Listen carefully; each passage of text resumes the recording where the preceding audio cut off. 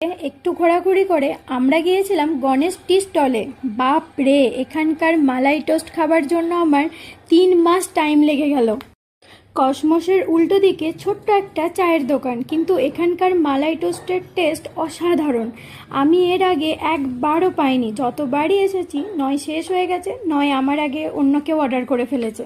দুদিন অপেক্ষার পর মালাই টোস্ট হাতে পেয়ে শান্তি করে খাচ্ছিলাম, কিন্তু ওই উদ্ভটটা, যার আমাকে না জ্বালালে হয় না, ও আমাকে তাড়া দিয়ে মাসকাবাড়ির বাজার করতে নিয়ে গেল। কোথায় ভাবলাম আমি একটু কায়দা মেরে ঘুরে বেড়াবো, জামা কাপড় শপিং করবো, আমার আজকে জন্মদিন, তার জায়গায় ওই মনে করে করে আমাকে ঘরের জিনিস নিয়ে বাড়ি আসতে হলো। বাজার টাজার শেষ করে দেখি রাত 10টা বেজে গেছে। ভাবলাম সারাদিন যাভাবে কাটলো, তাও আবার জন্মদিনের দিন, যাই হোক, যদি একটা বিয়েবাড়ির প্রীতিভোজ পাই তাহলে কেমন হয়। প্রীতিভোজ তো পেয়েই গেলাম, আর যেতে না যেতে স্টার্টারে দিয়েছিল হরিয়ালি চিকেন তন্দুরি, তারপরে রুটি আর চিকেন ভর্তা।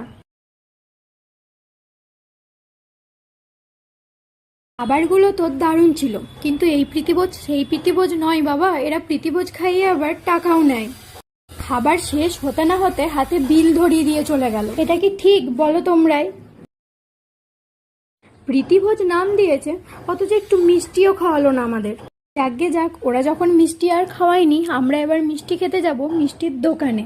শিলিগুড়ির কমলাভোগ কিন্তু খুব ফেমাস, তারপর যদি গরম গরম হয় তাহলে কিন্তু আর কোনো কথাই হয় না। তারপর তারপর আর কিছু না, তারপর মিষ্টি মুখ করে বাড়ি ফিরে আসা। আজকের মতো এইটুকুই। অনেক বক বক করেছি, সবার ভালোবাসা পেলে আরও করব। আমার ভিডিওগুলো যদি ভালো লাগে একটা লাইক কমেন্ট শেয়ার করে দিও। সবাইকে টাটা।